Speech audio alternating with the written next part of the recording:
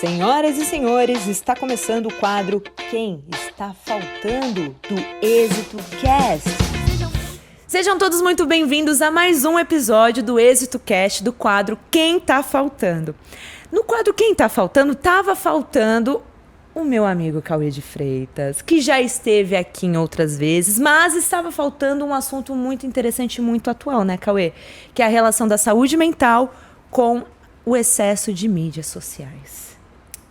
Né? Obrigado pelo convite. Imagina, obrigada a você por estar aqui comigo. Mas antes da gente começar, só para quem ainda não assistiu o episódio com o Cauê, assista, que no episódio anterior a gente falou sobre consumo, que foi um episódio excelente, né, de muito... de falar sobre esse consumo exacerbado que as pessoas estão tendo hoje, da falta que as pessoas estão sentindo e acabam projetando isso no seu consumo. Então tá bem legal, ouve lá. Mas para quem ainda não ouviu, está ouvindo quem é Cauê de Freitas? Obrigado mais uma vez pelo convite, Dayara. Então, Cauê, psicólogo, psicanalista, trabalho com consultório. E às vezes você indo aí falando umas coisas, né? Mas é isso. Tá. Cauê, pra gente começar, a gente sabe que hoje as mídias sociais elas estão muito presentes na vida de todo mundo, em todas as escadinhas, né? Em todas as escalas sociais e tudo. Está presente na vida de muitas pessoas, né? Como, na sua visão, como psicanalista, como que você acha que isso está impactando a vida das pessoas de uma forma geral? Tá. Vamos lá, uma pergunta bem abrangente, né? Eu acho que tem uma primeira aproximação que me ocorre é a gente pensar assim, tem coisas que vêm para ficar, né? E a internet é uma delas, né? Não adianta a gente ficar fantasiando muito assim como seria uma vida sem internet agora, porque isso já não é mais possível, sim, né? Como foi, por exemplo, quando o homem domina o fogo ou tem controle sobre a eletricidade, são coisas que vêm para ficar e a internet veio para ficar. Assim como a eletricidade, assim como o fogo, uma ferramenta muito poderosa, né? Uma ferramenta extremamente poderosa. E o uso que a gente está fazendo dessa ferramenta, eu acho que é o que vai determinar mais isso, né? Então, acho que tem pessoas que fazem uso muito saudável, né, da internet, outras não. Agora, não dá para a gente negar que isso é algo real, está acontecendo e que está impactando, né, positiva ou negativamente. De um modo geral, o que as pesquisas têm mostrado, e acho que a gente vai desenvolver mais isso nessa nossa conversa de hoje, é que, sobretudo nos adolescentes, tem impactado muito negativamente. Né? Então isso nos preocupa. E a gente já, que nem você falou, a gente já vai entrar nesse assunto dos adolescentes, mas de uma forma indo para a saúde mental das pessoas. Vamos começar com os adultos. Nós. Tá. Como que você acha que as mídias sociais têm impactado a nossa saúde mental? Esse uso excessivo das mídias. Tá. Bom, indo um pouco na toada lá da nossa conversa passada, né? Vamos pensar que a mídia social, ela vem como um lugar que a gente vai preencher esse vazio também, né? Então eu tô aqui sem fazer nada, sabe aquela coisa automática, né? Eu já pego, né? Já olho. Uma vez eu vi alguém me contou isso, eu li em algum lugar. Já aconteceu com você de você estar num lugar e você achar que seu celular vibrou? Sim. E você vai colocar a mão e vai procurar e nem tava lá, ou né? até mesmo o relógio que está conectado com... Às vezes você olha e fala, nossa, eu jurava que tinha vibrado. Isso. Uma das hipóteses do porquê que isso acontece é que é um sintoma de abstinência, né? Você está querendo aquilo, você não percebeu ainda conscientemente que você está querendo aquilo e o teu corpo produz uma sensação que te faz buscar aquilo, né? Então, voltamos para a ideia da ferramenta perigosa, né? Acho que tem impactado de várias maneiras, né? Acho que eu vou destacar talvez duas aqui, né? Uma mais discutida, que as pessoas falam bastante, que é essa mistura, o que é real, o que não é, né? Então a gente vê lá as pessoas todas muito felizes, muito bonitas, muito maquiadas, sim, cheias de filtros, e a gente começa a confundir um pouco realidade com fantasia mesmo, ao ponto de achar que aquilo pode ser real, né? Então a gente vê pessoas buscando, sei lá, um corpo ou um rosto que é um filtro, né? Então acho que essa é uma primeira maneira que a gente pode dar uma boa pincelada, assim. Uma outra coisa que me ocorre é a nossa relação com o consumo também, né? Ele ficou mais próximo, ele ficou mais agressivo, esses imperativos têm vindo com mais força, os algoritmos são muito sagazes em sacar o que a gente tá querendo, né? Então a oferta fica muito grande. E muito disponível também, né? Muito disponível, muito fácil, né? Ali, sentado no sofá, né? E aí você já compra uma casa. Exato, exato. Compra uma casa. Tem um estudo que diz que no mundo inteiro a taxa de pessoas ansiosas e depressivas tem aumentado significativamente. Hoje, no mundo todo, a gente estima que tem mais de 300 milhões de pessoas com transtornos de ansiedade. Você acha que as mídias sociais têm um papel importante para isso, um papel significativo, né, para esse crescimento? Sem dúvida alguma, né? As pesquisas têm mostrado isso, né, de um modo geral. Então não é nem só assim o que eu acho, mas as pesquisas têm apontado para isso. Vamos pensar nessa ideia da imagem, né, que a gente estava falando. Imagina a gente ir se relacionando e criando um comportamento, e criando um raciocínio, e criando tudo isso a partir de imagens, assim, né? Sim. A gente vai perdendo um pouco, assim, né, o que é do real. O ser humano tem uma característica muito específica, eu acho essa informação muito interessante. Nós somos os bichos da natureza inteira que nascemos mais dependentes. Então, esses dias, por exemplo, eu estava vendo um programa na Discovery, nasceu um lagartinho, ele tinha acabado de nascer, tinha um monte de cobra no lugar que ele estava, e ele já saiu correndo. No primeiro segundo de vida dele, essa já era a tarefa que ele tinha para resolver ali. Né? Propósito da vida dele ali. No primeiro segundo, ele chegou e já era isso. Imagina um bebezinho humano nessa situação. Né? Não conseguiria lidar com essa situação. Sim. Não precisa nem ser tão hostil assim a situação. Um bebezinho humano, se você coloca uma mamadeira do lado dele, ele não vai se alimentar sozinho. Ele precisa de alguém que cuide. Nós, seres humanos, a gente não precisa só do leite, a gente precisa do afeto que traz esse leite também, né? E isso para a vida inteira. Talvez esse excesso de virtualidade tem feito com que algumas pessoas, né, não dá pra gente generalizar, mas de um modo geral a gente vê um enfraquecimento desse vínculo, desse laço, né? E não adianta, a virtualidade não vai compensar isso, a virtualidade vai nos dar um monte de outras coisas, né? Até porque mas a gente isso precisa não. do contato, né? Sem dúvida, precisa. Você, aí agora fazendo uma pergunta que me veio aqui, pensando que lá no tempo das cavernas, o homem lidava com a sua falta, né? Que a gente discutiu muito no episódio anterior. Então, o homem e as mulheres lidavam ali com a sua falta, já conseguiam lidar com as tecnologias da época, seja a roda, seja o fogo que você falou. Então, ele já sabia lidar de uma forma com aquilo.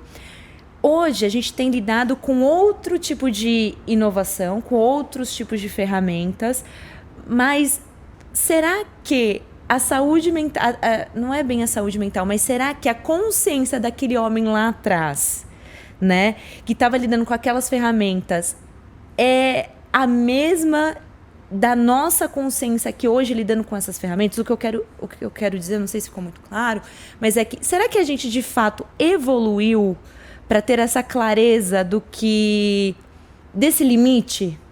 Até onde a gente pode ir? Sim, eu acho que eu entendi a sua pergunta. Só que eu acho que tem uma diferença muito significativa nesses dois exemplos, que é o tempo das coisas. Né? Pensa que o domínio do fogo levou um tempo, né? E eles foram usufruindo daquilo por muito tempo.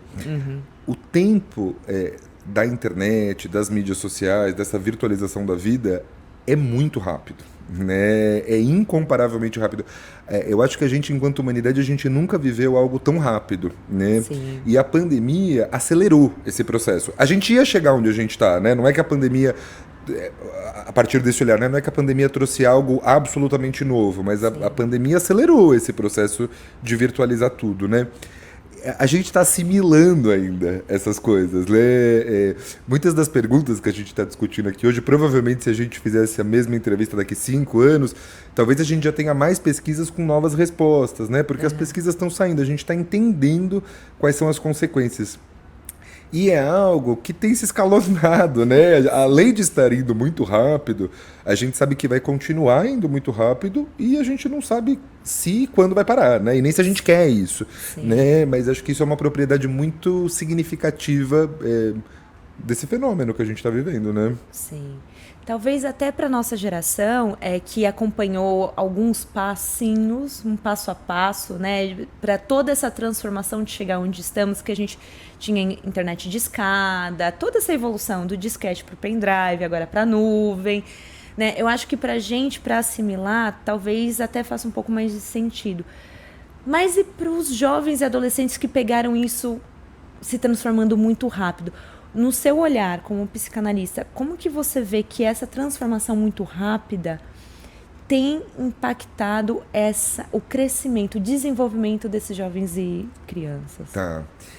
Então, isso é curioso, porque eu não sei se os adolescentes estão percebendo que é muito rápido, porque eles já se percebem, acho que eles já se percebem como sujeitos nesse caldo, né? Então eles escutam que a gente ia na internet de escada, que tinha, não sei o quê, mas Muito longe da realidade deles. muito longe da realidade deles, né? Como é em todos os tempos, né? Quando os nossos pais contavam coisas que eram distantes, né? Mas é o território deles, né? Acho que isso é uma outra coisa curiosa, assim, é uma ferramenta muito potente para o bem e para o mal, né? Então dá pra gente fazer coisas maravilhosas, né? Dá pra gente fazer coisas catastróficas. A gente está dando essa arma na mão dessas crianças, desses adolescentes indiscriminadamente, né? Que é algo pra gente pensar. E eles, de um modo geral, surfam nisso muito melhor que os adultos, né? Então, sim, tem um impasse aí, porque às vezes os pais têm uma dificuldade porque os pais não dominam tanto quanto esses adolescentes. Então, não sei se eles estão percebendo essa transformação como a gente que veio ali, né, da época dos Incas, Maias e Astecas, estamos percebendo, né? Deixa isso pra... Mas certamente eles estão usufruindo bastante disso, né? E aí só um adendo aqui, Nayara, né, do que a gente já estava falando um pouquinho, as pesquisas têm mostrado que os índices, né, de depressão e ideação suicida entre os adolescentes nunca foi tão alta e tem crescido, né? Então a gente não sabe onde isso vai chegar, né? Mas essas pesquisas trazem resultados preocupantes aí pra gente, né? E olhando para um ponto de vista econômico, é até interessante perceber isso, que a população brasileira ela já estava numa tendência de ter mais idosos do que nascimento de crianças. E com esse novo dado, né, desse aumento de depressão e transtornos de ansiedade e tudo mais entre os jovens e adolescentes e até suicídio, que você falou, isso realmente preocupa também por uma questão econômica do país. Porque se esses jovens e adolescentes estão, como que eu posso dizer? Não sei se a palavra certa não estão sendo produtivos, né? Mas que não estão ali... Estão adoecendo, Estão né? adoecendo, eu acho que essa é o que faz mais sentido. Estão adoecendo. De fato, onde a gente vai parar, né? Assim, o quanto isso também vai impactar as pessoas mais velhas que estão se aposentando. Porque, às vezes, eu vejo que os adultos e até mais os idosos não tem muito essa preocupação com a tecnologia com as crianças, porque eles acham que não vão impactar eles. Mas vai. Sim. Em algum momento vai. Sem dúvida. Você está trazendo algo muito interessante. Eu queria aproveitar e citar o trabalho de uma psicanalista muito bacana, que é a Vera Iaconelli. Ela acabou de lançar um livro que chama O Manifesto Antimaternalista. E ali ela traz uma coisa que eu acho muito interessante, que tem tudo a ver com a tua pergunta, que acho que dá pra gente juntar as duas coisas. Eu vou resumir muito resumidamente o argumento do livro dela, mas recomendo, acho que vale a pena ler para quem é mãe, para quem não é mãe, para quem é pai, para quem não é pai. Mas ela vai falar ali, é um manifesto antimaternalista, né? Não é um manifesto antimaternidade, né? Mas o argumento é assim, olha... Ter crianças é um interesse de qualquer sociedade, né? Sim. Então nós, enquanto sociedade, enquanto seres humanos, a gente precisa que a nossa sociedade tenha crianças, né? Isso, inclusive, por razões econômicas, né? Sim. Como você está trazendo aí. Só que o que acontece? Historicamente, isso se transformou uma tarefa das mulheres, né? Então, as mulheres são responsáveis por fazerem isso, né? Só que ter crianças não é um interesse só das mulheres. Ter crianças é um interesse de todos nós. Quem quer e não quer ser pai, quem quer e não quer ser mãe, quem é mulher, quem é homem, né? Então, assim, para todos, todas e todes, é interessante que tenham-se... É interessante não, é necessário que tenham-se crianças. Então, essa ideia do manifesto antimaternalista da Vera é uma ideia de um manifesto anti essa lógica e uma lógica onde a gente possa todos nos responsabilizar de alguma maneira, né? Quem vai e quem não vai ter filhos, né? A gente precisa se responsabilizar pelo cuidado dessas crianças. Aí a gente chega na virtualidade, né? Como é que está o coletivo? Como é que estão as discussões, né, entre pais, entre, né, professores, educadores, de como isso tem sido usado por essas crianças? Porque o que a gente vê chegar no consultório, Nayara, é um monte de pai super embananado, sem saber o que fazer, né? E às vezes com a melhor das intenções, né? Mas sem saber o que fazer, né? Porque, minha filha tem 9 anos e ela é a única da sala que não tem celular. Eu tô certa, eu tô errada. A gente não tem o manual do tá certo, do tá errado, né? Mas talvez fosse legal que esses pais dessa sala pudessem sentar e falar: o que vocês têm achado, né? É tudo muito novo, tá tudo muito rápido. O que a gente vai fazer com essas crianças, né? O que a gente vai fazer com esses adolescentes? O que é uma medida boa, o que é uma medida ruim? Acho que me estendi um pouco, mas não, só resumindo, tá né? Resumindo a fala, eu acho que vai ser deveria ser uma responsabilidade de todos nós pensar nisso, né? Nas crianças, nos adolescentes e em nós mesmos, né? E até para linkar com isso que a gente acabou de discutir, saiu uma pesquisa falando que a taxa de neném entre os jovens e adolescentes, que é nem trabalha e nem estuda, também está numa crescente muito significativa que vai impactar a população como um todo, principalmente economicamente falando, no futuro. E assim, no futuro eu estou falando dos próximos 3 anos, 5 anos. Então é uma coisa muito próxima, um futuro próximo, né? E essa taxa de neném vem justamente porque os jovens e adolescentes veem...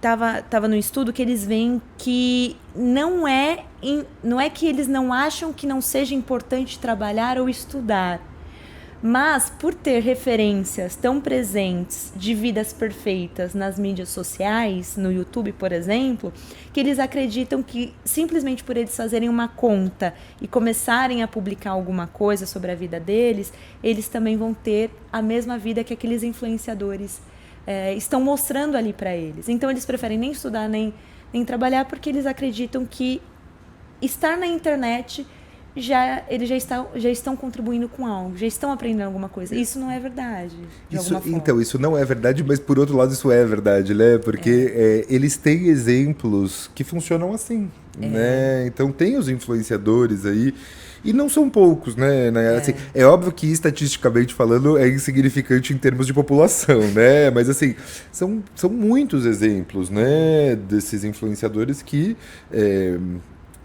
conseguem, né? Dinheiro, fazer carreira, os patrocínios, as publis, tudo isso aí que rola, e virou uma aposta sedutora para o jovem, né? Glamurosa, né? Uma aposta que na fantasia é um dinheiro fácil, né? Então, é interessante, porque nesse excesso de virtualidade surgiu isso como uma possibilidade, né?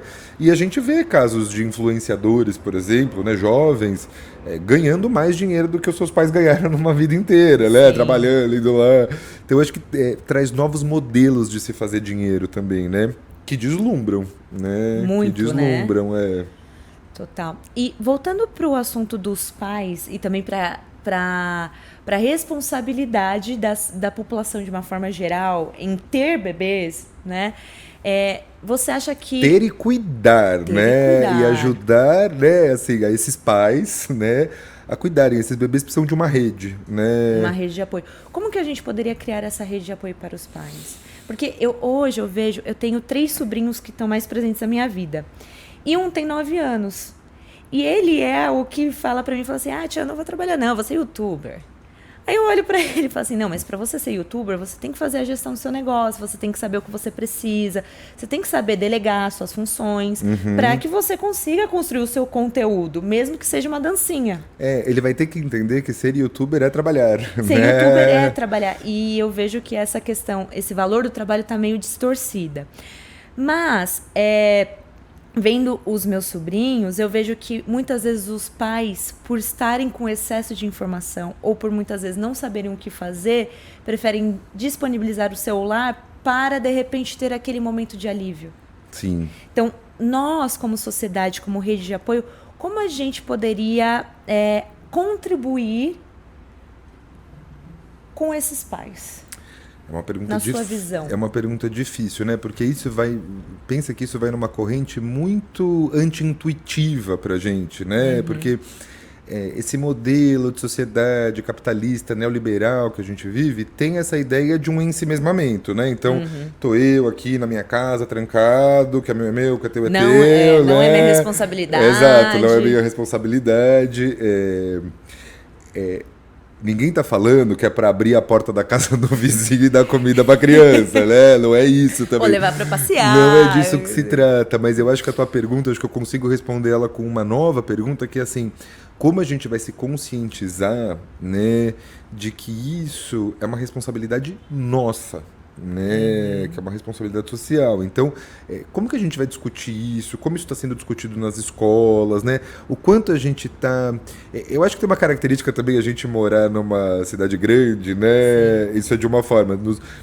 Em alguns interiores, por exemplo, a gente vê um pouco mais de facilidade nisso. Tem alguém que vê a criança indo andando até a escola, né? Você vê umas bobeirinhas, assim, mas tem um ditado que é lindo, que eu acho que ele é muito verídico, assim, né? Precisa de uma aldeia inteira para criar de uma criança, né? Para cuidar de uma criança, criar uma criança. E não dá pra gente perder isso, né? Não dá pra gente perder isso. Agora, o grande desafio é como a gente faz isso, né? Num modelo onde isso é tão anti-intuitivo para nós, né? É um desafio para todos nós. Você agora falando dessa questão das crianças do interior, eu tenho vários sobrinhos, tá? Então a tia coruja. A tia coruja. Então, assim, eu falo dos meus sobrinhos, mas tem os sobrinhos da cidade grande e tem os sobrinhos do interior. E é muito interessante que quando os sobrinhos da cidade grande vão para o interior, que muitas vezes eu estou no interior, quando eles viram a terra pela primeira vez, e a primeira vez deles foi tipo assim, um já estava com 15, né? Minto, com 12, por aí, o outro estava com 6, sei lá, eles achavam que estavam em Marte. Por ver aquele poeirão da Terra Vermelha, assim, eles perguntaram, pai, eu tô em Marte, o que que tá acontecendo? Enquanto os sobrinhos que já estavam no interior, eles já sabiam como sobreviver, sabe assim? Então, a criança já estava andando no mato, já sabia a fruta que podia comer, já conseguia pegar a fruta, já tinha esse instinto de sobrevivência mesmo, enquanto o outro mal pisava na grama. Então, é interessante ver não é a capacidade, mas a mentalidade de cada um que foi construída. Exato. Né? E aí apresenta-se uma ironia muito curiosa, que é assim, né? Como esses sobrinhos, jovens, adolescentes aí, com acesso a um monte de informação nesse desse celular, dessas redes e tal, não sabe que tem terra logo ali, né? Exatamente. Ou como é a terra, exato, né? Assim, é curioso, né? É curioso pra gente pensar. Sim. E voltando pro assunto dos pais, né?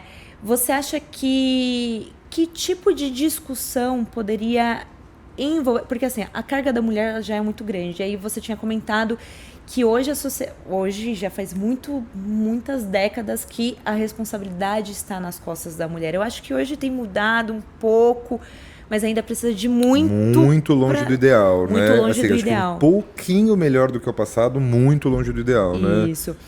E a carga horária da mulher, ela é muito grande, né? Então, se ela é empreendedora, tem um próprio negócio, então ela tem a carga horária ali no negócio dela. Se ela trabalha dentro de uma empresa, ela tem a carga horária dentro da empresa. Muitas vezes essa mulher tem que cuidar do marido, muitas vezes tem que cuidar da casa e tem que cuidar dos filhos, né? Como que poderia se abrir a discussão para este novo olhar? O que eu queria mesmo é que as mulheres fizessem uma grande revolução, né? Das quais, obviamente, os homens, né, deveriam participar. Mas, enfim, né, brincadeiras à parte, eu me sinto até um pouco repetitivo, né, Nayara? Mas é algo que o coletivo vai ter que se haver, né? Nesse mesmo trabalho da Vera Iaconelli, o que ela traz, assim, a maternidade está entrando em colapso, porque isso está se tornando insustentável, né? Como você está colocando, as mulheres estão acumulando jornadas de trabalho, né? A gente não está falando de preguiça, não é isso. A gente está falando de se é viável ou não é viável, assim, o quanto isso o quanto dá para sustentar isso, Sim, né? É exato. isso que está em jogo, não é outra coisa que está em jogo, né? Então, é uma responsabilidade nossa. De novo, é uma responsabilidade nossa pensar sobre isso e pensar saídas para isso. Eu vou te dar um exemplo. Eu tenho um paciente e ele tem 2 filhos pequenos e ele me trouxe numa sessão discutindo essas coisas que a gente está discutindo um pouco aqui, que a escola encaminhou para ele diretrizes, assim, de sugestões de como que os pais deveriam cuidar e vigiar dos filhos nas redes sociais. Não sabemos se isso é a melhor coisa, mas para agora isso é ótimo, né? Assim, a escola está se envolvendo, a escola está falando, ó, vamos pensar junto nisso aqui, né? Vamos tentar resolver isso aqui junto, vamos ver, porque a gente está aqui segurando a corda de um lado, vocês estão segurando a corda do outro, né? Vamos ver como é que a gente pode se ajudar.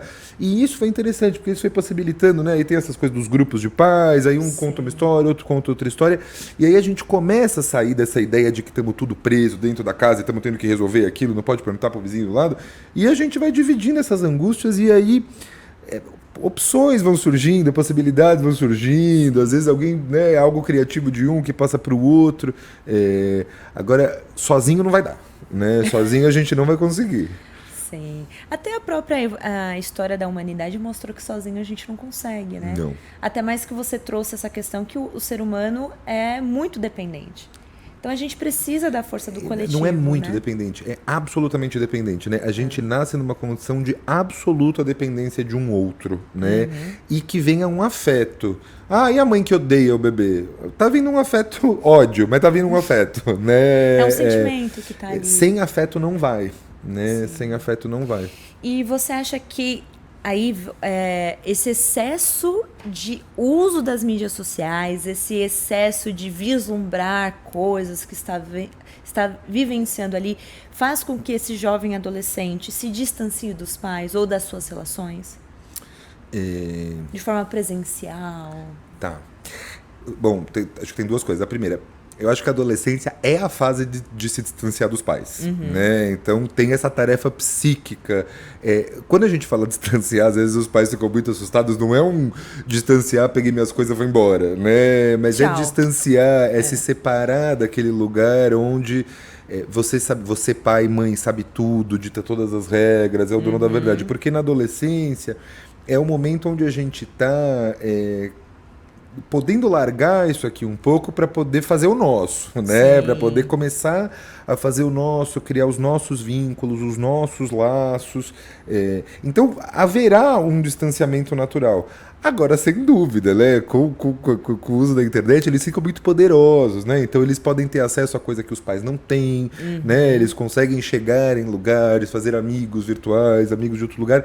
E, de novo, né, Nayara, como eu falei no começo, não acho que seria legal uma fala no sentido de achar que tudo isso é ruim, de que tudo isso... Mas eu acho, sim, que os pais de crianças e adolescentes têm que estar atentos no que essas crianças e adolescentes estão consumindo, como está sendo consumido, tem que impor limite, né? Não dá para a gente esperar que uma criança e uma adolescência tenham um discernimento sozinho de fazer um uso de uma ferramenta dessa potência, né? Também não estamos falando que é para tirar, né? É uma realidade, mas é função dos pais. Isso é função dos pais. Você acha que os pais também acabam sendo impactados com o excesso de mídias sociais? Sem dúvida, todos nós, né? Todos nós. Aquele documentário, o Dilema das Redes, o Dilema das Redes, teve uma informação ali que me chamou muita atenção, né? Que esse scroll, esse jogar para cima, assim, remonta aquelas máquinas de aposta, de gambling de Las Vegas, né? Só a estrutura em si é muito viciante, né? Sim. Porque pensa, aquela máquina de Las Vegas, a lógica ali é que você fica puxando aquilo até você ver o que você quer, né? Que é tudo enfileiradinho para cair. Na rede social a gente tá fazendo a mesma coisa, né? A gente tá rodando ali para buscar o que a gente quer, sem nem saber direito o que a gente tá querendo, né? Mas a gente tá buscando. Então acho que todos nós estamos sendo impactados, né? Crianças, adolescentes, pais, mães, uns mais, outros menos. Você acredita que esse excesso de uso de mídias sociais tem prejudicado no nosso desenvolvimento como ser humano? Acho. Eu gosto aquelas frases da avó sábia, né? Que assim, tudo em excesso faz mal, até água, né? Sim. Então, tudo em excesso faz mal, né? Então, o excesso de virtualidade faz mal. De novo, tem coisas muito boas, muito úteis, mas há algo que só o vínculo pode proporcionar, né? É no vínculo, é no laço social que a gente adoece, mas é no vínculo e no laço social que a gente se cura também, né? Olha só que interessante, né? Então, não é algo que a gente pode se dar ao luxo, entre aspas, psicológico que seria um luxo, de achar que a gente não precisa. Né? Não é algo que a gente pode não quero, né? Mas e o introvertido que fica em casa? O introvertido que fica em casa tem os vínculos dele daquela maneira, né? Mas não dá pra gente fechar os olhos para essa necessidade nossa, né? É uma necessidade esses vínculos e acho que sim, né? A virtualidade talvez nos afaste um pouco, né? Para quem não está atento, tomando cuidado com isso. Sim. Fora das câmeras, você tinha comentado comigo sobre um estudo que você trouxe. Tá. Teve uma faculdade, uma FATEC de Americana, se eu não me engano, e eles fizeram um estudo com os adolescentes, né? E perceberam uma coisa que eu achei muito legal. Assim, primeiro, o uso das redes sociais está diretamente ligada com a percepção de solidão deles. Então, quanto mais solitário eu me percebo, mais eu utilizo essa rede, né? Isso é um dado interessante para a gente pensar. Mas, enfim, várias coisas que a pesquisa aborda, mas a conclusão da pesquisa eu achei muito legal, que é assim, a internet por si só não é ruim, né? Ruim pode ser alguns tipos de uso, né? Feitos com essa internet.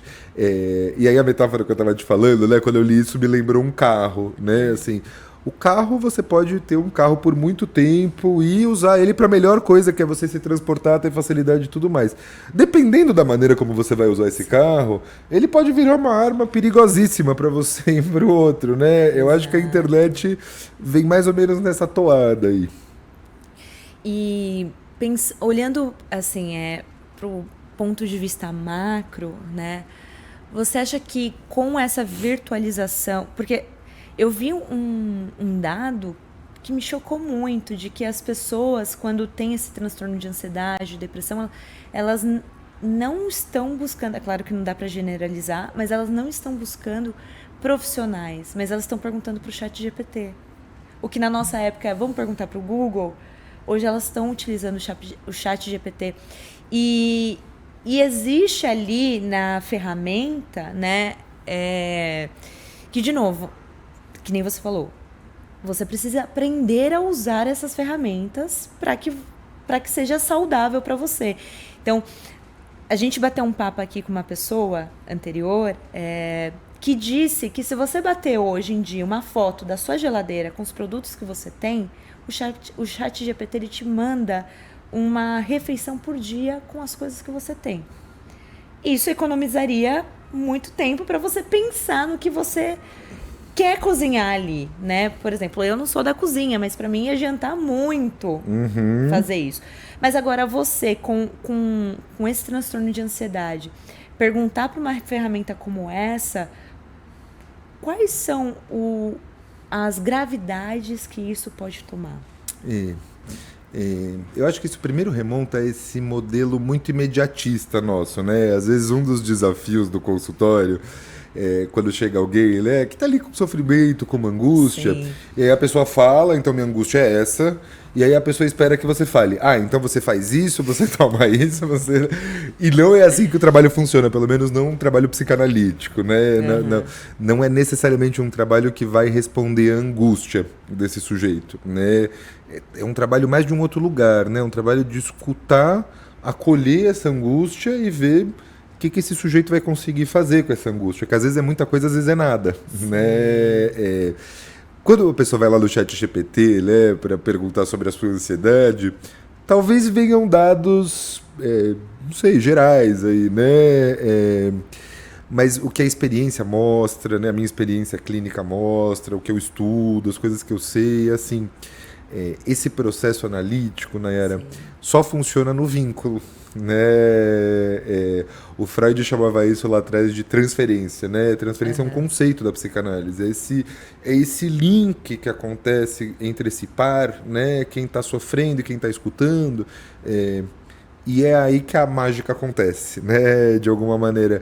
E não vai ter vínculo com o chat GPT, né? O chat GPT não tem o inconsciente, né? Para poder brincar com essa condição humana que vai ter as suas angústias, né?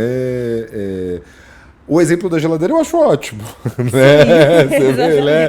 O exemplo da geladeira eu acho ótimo, né? Agora, em relação à ansiedade, assim, eu não sei se eu confio, não.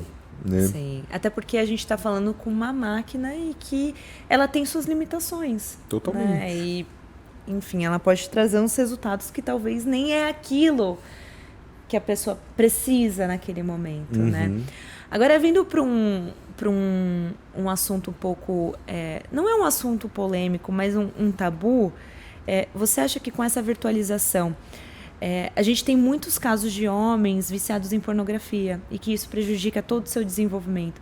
Com essa virtualização, você acha que isso tende a aumentar? Com essa solidão que esses jovens e adolescentes estão sentindo e procurando sanar essa solidão, não é solitude, é uma solidão mesmo, nas mídias sociais. Você acha que isso tende a agravar essa dependência de uma pornografia, por exemplo?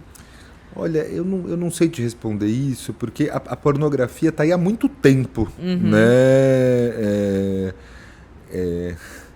A sexualidade é algo muito cara, né, para o aparelho psíquico humano, né? Então, a gente sabe, né, a profissão mais antiga da humanidade, né, é a prostituição. Sim. Então, essa coisa da sexualidade está sempre muito no jogo aí.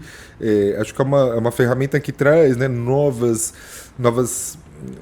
possibilidades. Então a gente tem escutado assim de novos fetiches, né, de novas formas, né, o cybersex, o sexting, né, que é essa coisa de você ter uma relação com alguém via mensagem, né? Então acho que tem novas práticas, mas eu não sei em termos de agravar ou não, assim, eu acho que assim o banquete está mais farto, né? Assim, o self-service tem mais opções, assim, né? Para as pessoas tentarem abordar, mas... E está mais fácil também de acessar isso também. Exato.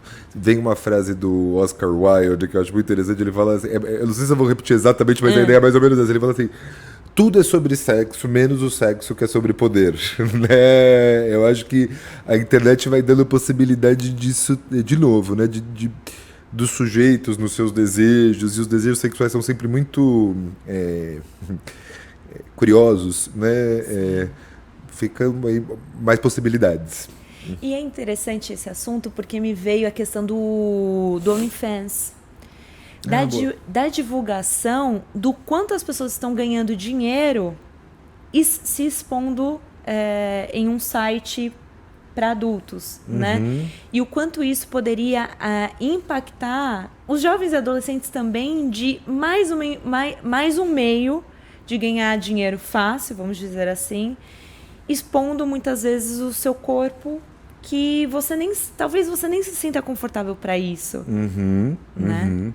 É aí que a gente entra lá na nossa discussão anterior, né? Assim, um adulto escolher participar do OnlyFans é uma escolha do adulto, né? Ele já supostamente tem aí os recursos psíquicos para tomar essa decisão, para saber se consegue ou não se responsabilizar com as possíveis consequências daquilo, Sim. né? Então eu sou um adulto, eu tenho consciência, eu sei quais são as consequências disso, eu me responsabilizo, tá tudo bem. Uma criança e um adolescente nunca vão poder, né, se responsabilizar por isso, né? Então temos aí outro problema a se tomar cuidado, né? A gente já escutou, você já deve ter escutado também, história, por exemplo, de adolescentes que não estamos nem falando de OnlyFans, né? A menininha, o menininho foi lá, mandou uma foto pro namoradinho, pra namoradinha, a foto roda na escola. A gente sabe que as consequências disso são catastróficas, Sim. né? Pra todo mundo, Catastróficas né? para todo mundo, né? Para exposição. Geralmente são meninas, né? Infelizmente.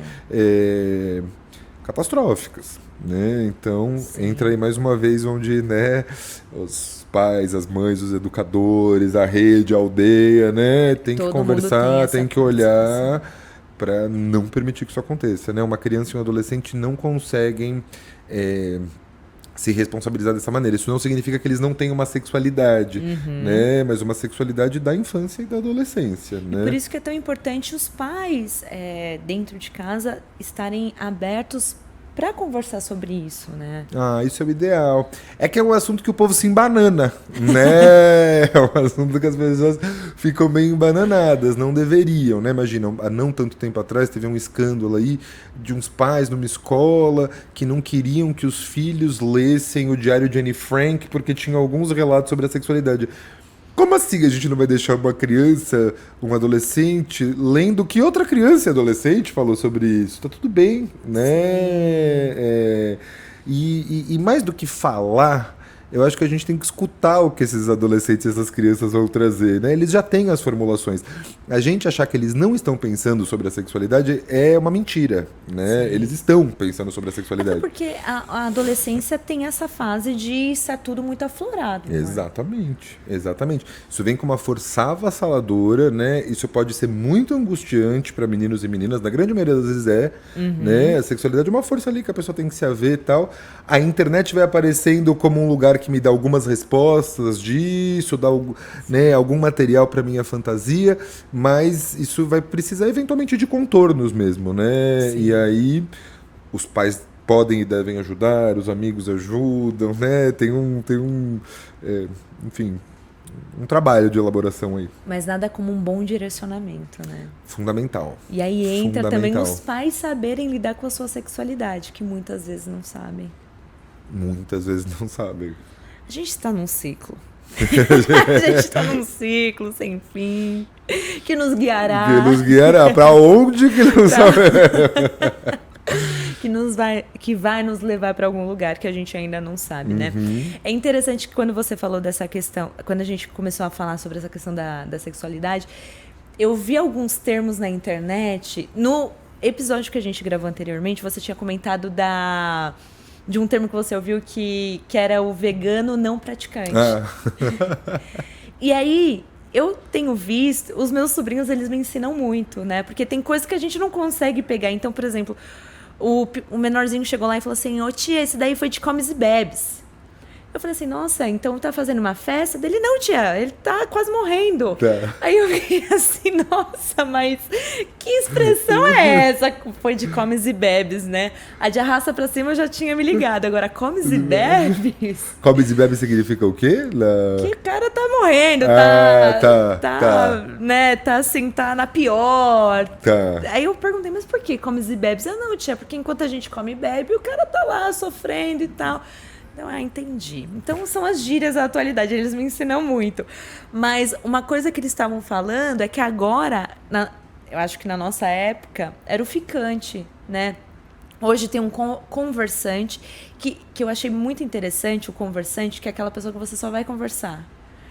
Você não tem intenção nenhuma de encontrar com essa pessoa.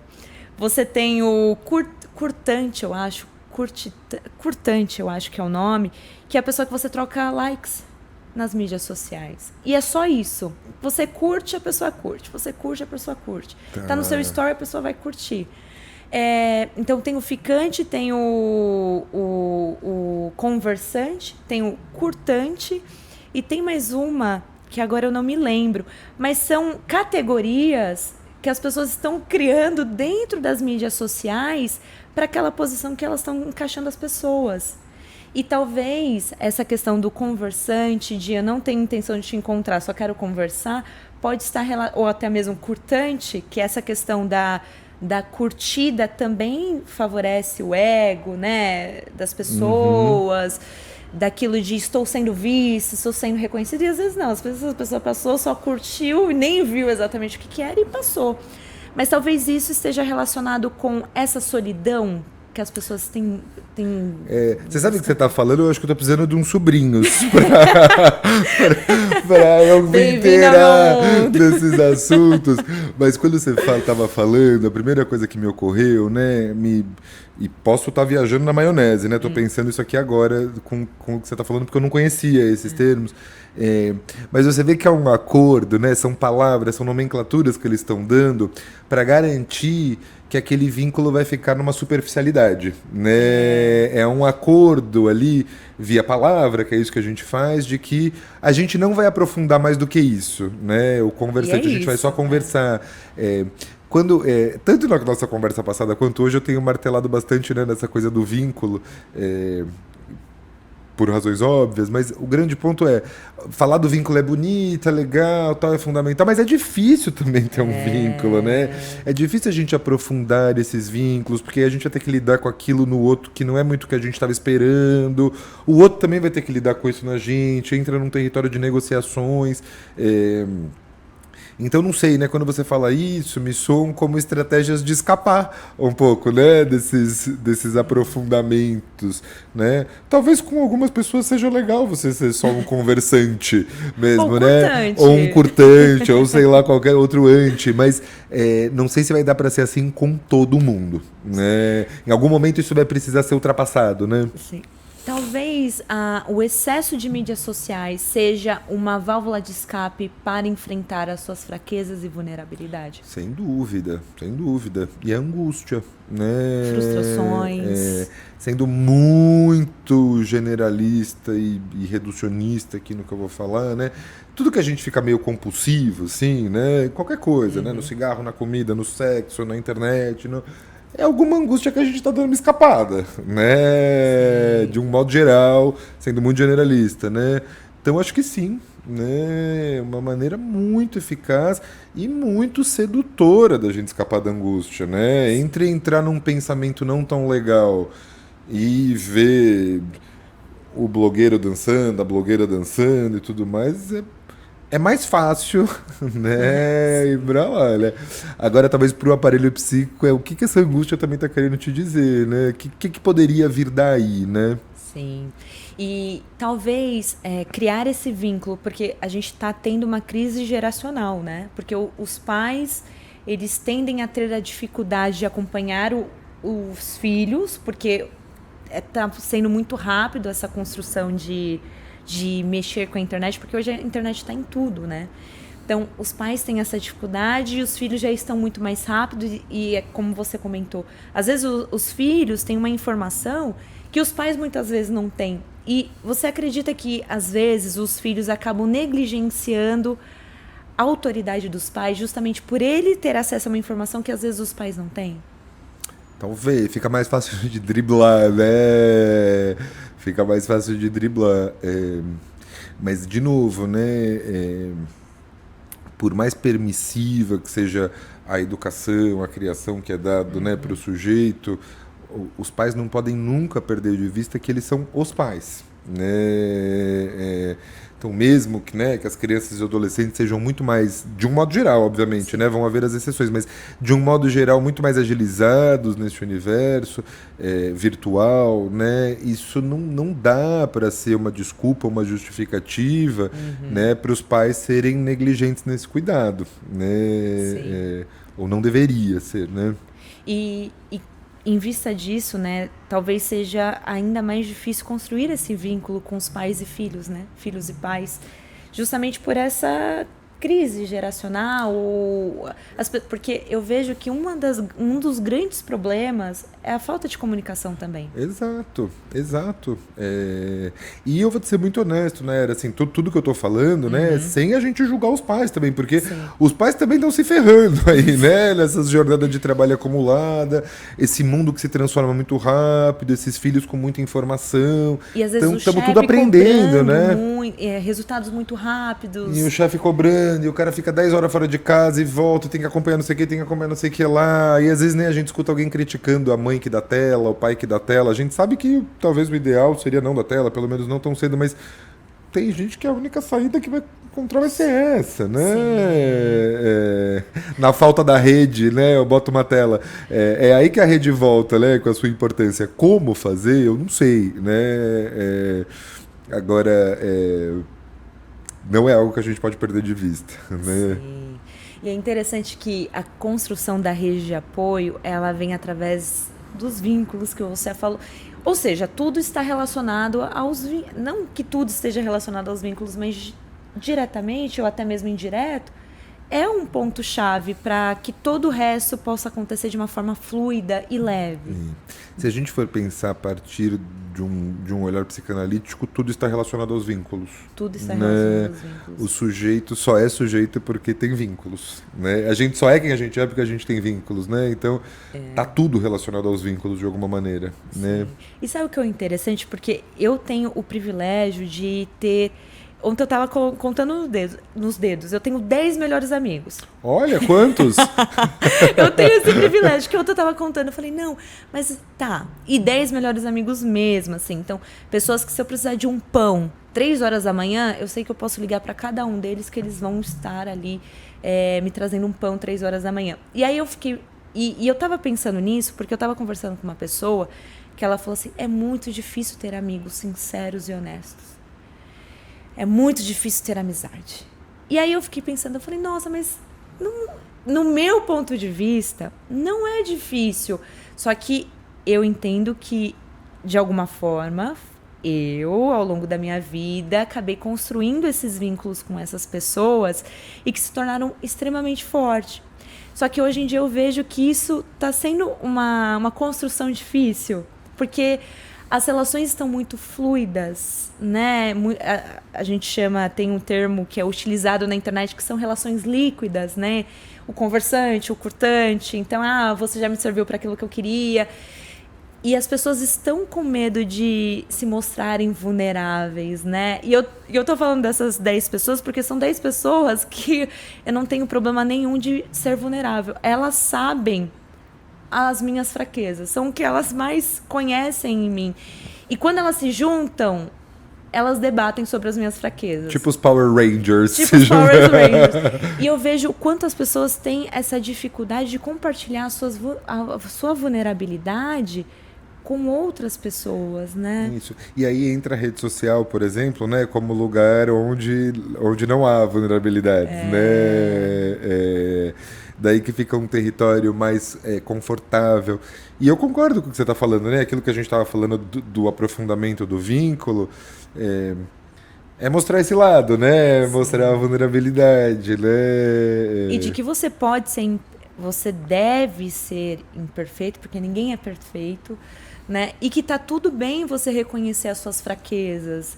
E é importante que o outro que tá ali do seu lado para construir a sua rede de apoio saiba aquilo que você não é bom, porque é onde ele pode te ajudar em algum momento que você precisa, né? Sim. Eu vejo, por exemplo, a minha prima, que tem... Na verdade, ela é minha comadre, né? Como eu disse, tem vários sobrinhos.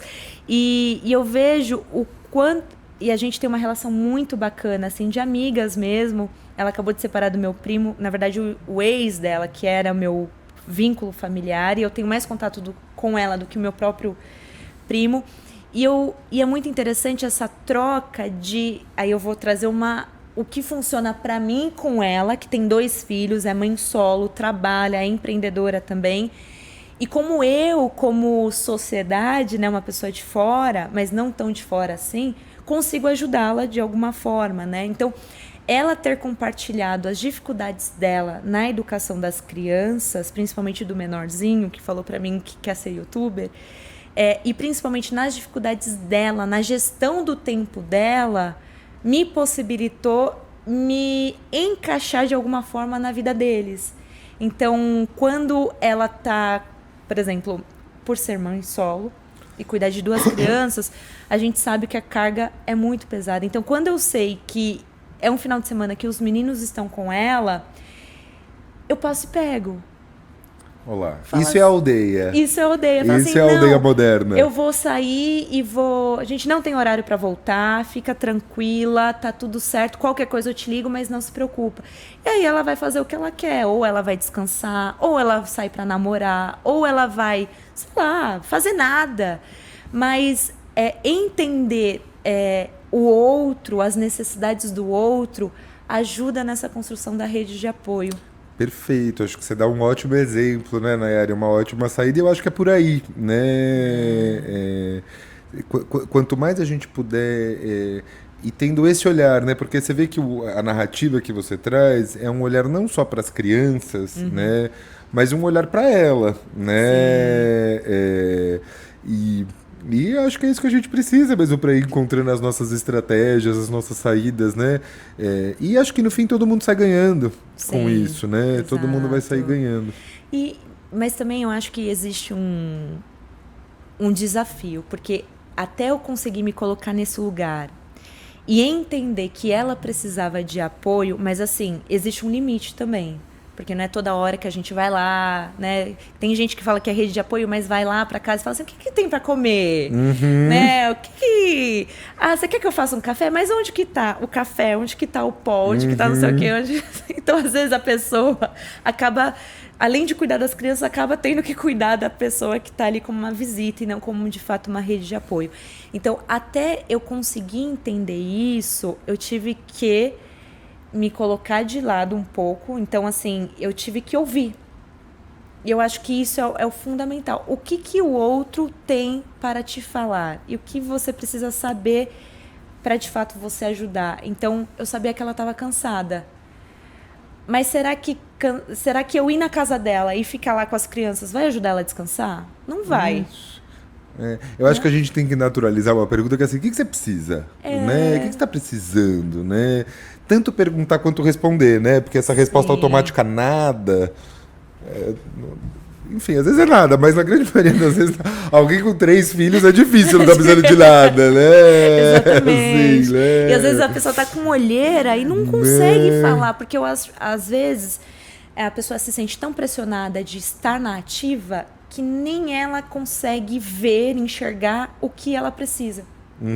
Né? Então, você como rede de apoio, agora falando como rede de apoio, é muito importante que você saiba observar os sinais, entender o seu limite e, de fato, se pôr à prontidão. E ali você vai ter que se colocar vai ter que encaixar na agenda. Porque, que nem você falou, é bom para todo mundo, né? Porque se essas crianças nascem vendo que a mãe não está conseguindo dar o suporte necessário, não está dando atenção, o pai não está dando atenção porque trabalham muito, elas também vão ser crianças que acham que isso é normal. Não vou dar atenção porque eu preciso trabalhar. Mas quando você vê que uma outra pessoa te acolhe, fala, vamos lá, né? Para dar esse suporte para a mãe, eles... não, então não é bem assim. Então, realmente, minha mãe está cansada e isso não é o normal. Isso. Né? Isso. E a mãe, né? A mãe, o pai, poder sair dessa fantasia, dessa imagem alienada do infalível, né? E poder falar cansei. Cansei, eu preciso, alguém me ajuda, né? Cansei. São 3, os caras não param, né? Eu preciso de um break. Pelo amor de Deus, me ajuda. Isso não me faz menos mãe, né? Você sabe que eu vou dividir uma história que não tem nada a ver com o que a gente tá falando, mas no fundo tem a ver. Eu fui recentemente eu tive uma conjuntivite que ficaram umas feridinhas no meu rosto. E eu fui ao médico, e foi uma médica jovem que me atendeu. E ela olhou assim, ela falou, eu não sei, eu tô meio na dúvida. E era um hospital que tinha várias salas, e ela foi chamar a colega dela para vir ver junto. Aí a colega falou, não sei o que, passa essa pomada aqui. Resolveu. No primeiro momento teve esse estranhamento do como assim a médica não sabe, tá indo chamar outra médica. Mas logo depois eu falei, que bom que ela me falou que ela não sabia, né? Assim, que bom Exato. que ela foi chamar outra médica, né?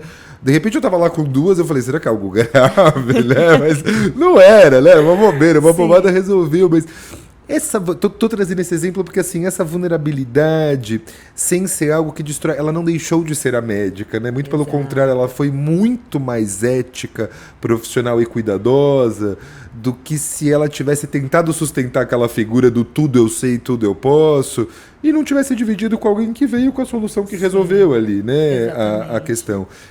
Mesma coisa, né? Para maternidade e para paternidade, né? Eu não sei o que fazer com isso aqui, né? Meu filho, né, tá falando de tal coisa, eu não sei como lidar, né? Deixa eu falar com a vizinha, deixa eu falar com a mãe de não sei quem, deixa eu falar com não sei quem, deixa eu ver se isso aqui vai me ajudar de alguma maneira, né? A gente Exato. dividir. E estarmos disponíveis para quando convocados, E né? sem julgamento, que eu acho que isso é fundamental, isso é fundamental, também. né? Ou até mesmo, é claro que às vezes a gente não vai conseguir dar o suporte, por exemplo, sei lá, na quarta-feira você pode pegar as crianças. A gente está falando de crianças, mas pode ser com qualquer coisa. Ou quarta-feira a gente pode sair para eu conversar, né? Porque às vezes a pessoa precisa conversar. E às vezes, se ela quiser reclamar, às vezes ela só precisa reclamar. E tá tudo bem, você não precisa encontrar uma solução para o problema dela. Às vezes ela só quer reclamar. E aí volta, pergunte, você quer a minha opinião ou você só quer que eu te ouça, que te acolha, né? Isso. Eu acho O que você precisa? O que você precisa? Né? Então, a gente também se colocar nesse papel de não julgar, não apontar o dedo. E também a outra pessoa entender... o que eu quero dizer, eu acho que eu acabei me embananando um pouco, mas é que às vezes a pessoa pede ajuda e em algum momento você não pode. Naquele dia específico, talvez você não possa. E ali ela fica com receio de pedir de novo. E ali fica um ruído na comunicação. Uhum. Então, não tenha medo de pedir de novo. É isso que eu quero dizer, né? Que às vezes Sim. naquele dia específico ela não pode, mas às vezes no próximo dia ela pode. Exato. Mas eu acho que é isso, né? Voltamos para o falar, né? Cabe também o que eu não posso na quarta, mas eu posso na quinta, eu posso na sexta, eu posso depois, né? Exatamente. Um dia um desejo é um caminho, né? Exatamente. Fazer acontecer. Cauê, eu tô adorando o nosso papo. Eu também. Mas o nosso episódio já tá chegando ao fim. Mas você vai voltar outras vezes, com certeza. Eu volto. Mas eu acho que, antes da gente finalizar, que é uma coisa que me veio agora, eu acho que pra mulher é muito mais fácil pedir ajuda do que pro homem, né? Porque, por exemplo, no caso da minha prima, ela me pede ajuda. O meu primo, não. Acho que isso, sem dúvida, né? Algo cultural, assim, né? Mas sabe que eu vou te trazer um dado, assim? O número de homens que tem chegado aos consultórios tem sido maior do que no passado, né? Esse número está crescendo. Acho que eu, por ser, né, um analista homem, chegam bastante homens, assim, eu acho isso interessante. Mas, de um modo geral, sim, tem mais dificuldade do que as mulheres, né? Mas acho que tá melhorando, vamos ver aí, né? Sim. Cenas dos próximos capítulos. O interessante é porque eu vou compartilhar algo que eu vivo na minha família, expondo um pouco aqui a família, os lares familiares, mas é algo que eu bato muito na tecla, né? E eu acho interessante para quem está nos ouvindo também, para criar essa consciência. A mulher, muitas vezes, ela se coloca nessa pose de guerreira e a gente percebeu que é importante que ela compartilhe as suas dores com outras pessoas para que construa essa rede de apoio saudável. Já o homem, né, na experiência que eu tenho, muitas vezes delega para a mãe, que talvez era a responsabilidade dele. Isso. Então, talvez seja um dos pontos também porque o homem acaba tendo a dificuldade de pedir, porque tem alguém ali que está fazendo por ele. Exato. Você sabe, então eu vou... A Vera Iaconelli, que é essa psicanalista que eu citei agora há pouco tempo, ela recentemente publicou um artigo na Folha, assim, a coluna dela na Folha, que estava muito boa, e ela falou algo assim, para haver uma mudança nesse mindset, disso que você está falando, a gente vai ter que enxergar os pais como mães e as mães como pais. né? Entende, né? Porque quando a gente pensa na mãe e no pai, né? O pai, sabe aquela coisa bem estereotipada, mas que acaba sendo uma verdade assim, né? O pai que leva no fast food é o pai bacanão, legal, não sei o quê, e a mãe que leva no fast food é a mãe relaxada, irresponsável, tá dando tranqueira pro filho comer, né? O que mudou, né? O mesmo fast food, o que mudou, né? Então, a gente vai ter que... vai ter que enxergar de outras maneiras mesmo, né? Assim, o trabalho pesado é dos dois, né? Assim como o prazer né, da criação é dos dois, né? Seja um casal homem-mulher, homem-homem, mulher-mulher, qualquer que seja a configuração aí, né? Isso é interessante. E o nosso episódio, a gente acabou falando do excesso das mídias sociais, mas a gente percebeu que isso é só a ponta do iceberg. Que, na verdade, esse excesso das mídias sociais, né, ele acaba sendo causado por outras coisas ali, né? E a importância dos vínculos também, que é fundamental. Exato. E da gente poder cuidar da gente e do outro um pouquinho também, né? Que é tão importante, que eu acho que a gente está precisando voltar para esse senso do coletivo, né? Isso. Como a gente vai viver numa aldeia sem viver numa aldeia? Eu acho que essa que é a pergunta, né? Podendo ter o nosso apartamento, nosso banheirinho, tá tudo bem, né? Mas como que vai viver nisso com essa ideia de uma aldeia? Porque nós, seres humanos, somos bichos de aldeia, né? E a gente precisa disso. E a gente precisa disso. E não dá pra gente fingir que não. Muito bem. Esse foi Cauê de Freitas, senhoras e senhores. Só pra gente finalizar, uma frase final. Quer deixar uma mensagem final? Uma frase final? Uma frase, uma mensagem final. Que difícil. Quer deixar uma enquanto eu penso na minha? Tá bom, eu deixo.